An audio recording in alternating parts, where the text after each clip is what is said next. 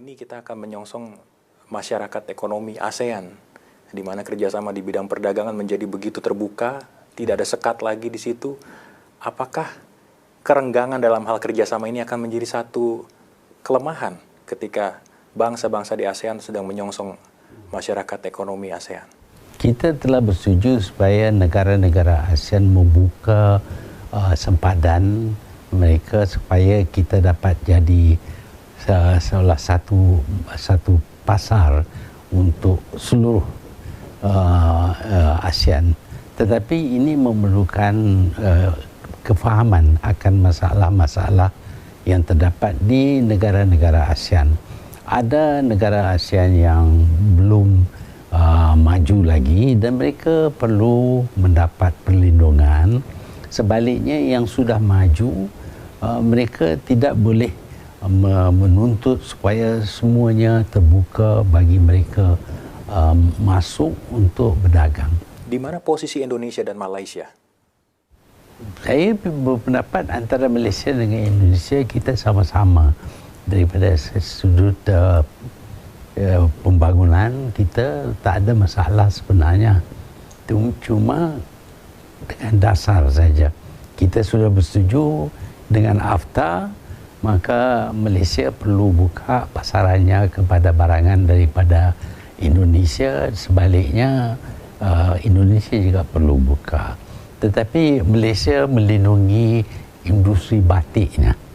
Itu ada perlindungan. Itu pun boleh kita runding, cari jalan tengah supaya kedua-dua pihak boleh menikmati pasaran yang terbuka ini. Saya ingat bagaimana ketika Anda memimpin di tahun 1981 sampai 2003 lalu, Anda termasuk yang keras terhadap yang namanya arus dari negara-negara barat. Apakah Malaysia yang sama sekarang juga masih seperti itu ketika akan menyambut masyarakat ekonomi ASEAN? Ya, hubungan kita dengan negara-negara maju tidak boleh sama dengan hubungan kita di kalangan negara-negara ASEAN. Kerana kita masih semuanya negara-negara membangun dan pembangunannya tidak sama. Jadi dengan negara-negara yang maju, kita perlu ada perlindungan. Mereka nak globalisasi, bermakna dunia tanpa sempadan. Mereka boleh masuk bila-bila masa. Kita tidak bersetuju dengan mudah mereka masuk dengan kapital mereka, dengan perusahaan mereka dan melabur dalam pasar saham umpamanya, kerana mereka mungkin melabur dengan banyak, menaikkan harga saham, lepas itu mereka dump, jual semua saham dan saham itu jatuh dan pembeli saham dalam negara akan menjadi mangsa. Sebab itu kita perlu ada perlindungan. Demikian juga dengan barangan mereka. Mereka sudah mempunyai teknologi yang lebih baik daripada kita. Kalau kita buka semata-mata, dia akan menjadi masalah. Dalam ASEAN pula, ada negara yang sudah maju, ada yang kurang maju. Yang kurang maju perlu diberi perlindungan buat sementara sehingga mereka maju. Arti bagaimanapun kepentingan nasional tetap harus dilindungi, begitu tuh kira-kira? Ya, masih kita perlu jaga kepentingan nasional kerana ini mempunyai kesan dalam society, dalam social life rakyat. Kalau mereka terancam, umpamanya perniagaan mereka diserang oleh orang yang lebih cekap daripada mereka, mereka akan kehilangan punca pendapatan dan ini akan menjadi timbul masalah sosial. Jadi itu juga perlu kita ambil kira. Tahu dalam masa kepemimpinan Anda begitu banyak sejarah yang terlewati dalam hubungan kedua negara. Salah satu yang paling penting momentumnya adalah ketika krisis ekonomi terjadi di tahun 98 lalu. Dan sebetulnya kondisi yang sama berulang di tahun 2008. Sekarang pun kita menemui kondisi yang relatif sama.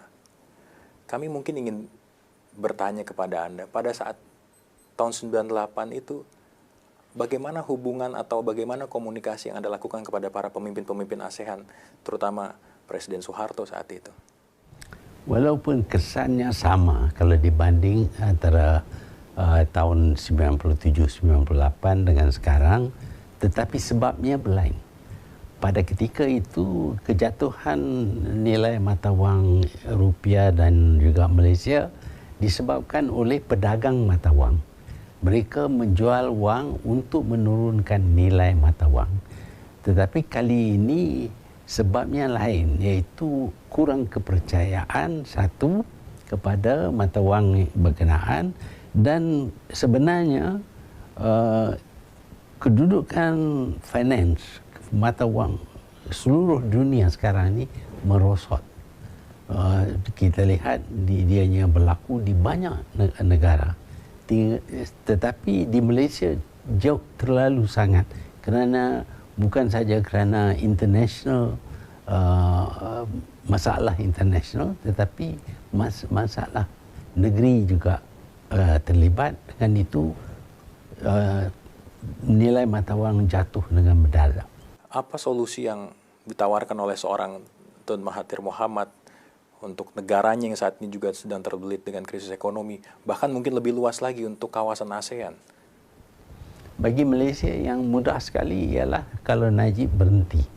Saya yakin kalau dianya tidak lagi menjadi Perdana Menteri, dengan sendirinya ekonomi akan pulih. Hanya itu saja yang diperlukan? Itu saja, tapi kita perlu mengambil tindakan-tindakan untuk memulih semula keadaan yang telah jadi rosak kerana pemerintahan yang tidak menggunakan cara yang terbaik untuk membangunkan negara. Tahu dalam masa kepemimpinan Anda begitu banyak sejarah yang terlewati dalam hubungan kedua negara. Salah satu yang paling penting momentumnya adalah ketika krisis ekonomi terjadi di tahun 98 lalu. Dan sebetulnya kondisi yang sama berulang di tahun 2008. Sekarang pun kita menemui kondisi yang relatif sama. Kami mungkin ingin bertanya kepada Anda, pada saat tahun 98 itu, bagaimana hubungan atau bagaimana komunikasi yang Anda lakukan kepada para pemimpin-pemimpin ASEAN, terutama Presiden Soeharto saat itu? Walaupun kesannya sama kalau dibanding antara tahun 97-98 dengan sekarang, tetapi sebabnya berlain. Pada ketika itu, kejatuhan nilai mata wang rupiah dan juga Malaysia disebabkan oleh pedagang mata wang. Mereka menjual wang untuk menurunkan nilai mata wang. Tetapi kali ini sebabnya lain, iaitu kurang kepercayaan satu kepada mata wang berkenaan, dan sebenarnya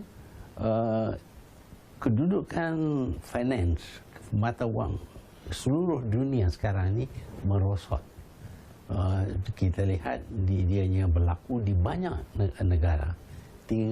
Tetapi di Malaysia jauh terlalu sangat, kerana bukan saja kerana international masalah international, tetapi masalah negeri juga terlibat. Dengan itu